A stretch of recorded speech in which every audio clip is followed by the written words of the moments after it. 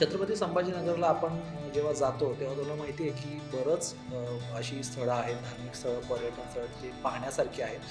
आपण पर्टिक्युलर ह्या वरचा जर का विचार केला तर देवगिरीचा किल्ला आपल्याला या मार्गावरती एक्सप्लोर करता येतो. त्यामुळे आपण कृष्णेश्वरा मंदिराचं जर का दर्शन घेतलं तर आपण पूर्ण दिवसभरामध्ये प्लॅन कसा करू शकतो, तर देवगिरीचा किल्ला आहे तो आपण पाहू शकतो.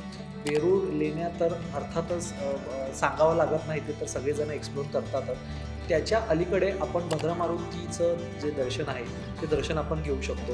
त्याच्यानंतर म्हैसमाळ हे एक उंचावरचं ठिकाण आहे, हिल स्टेशन म्हणू शकतो. तिथे आपण विरंगुळ्यासाठी जाऊ शकतो.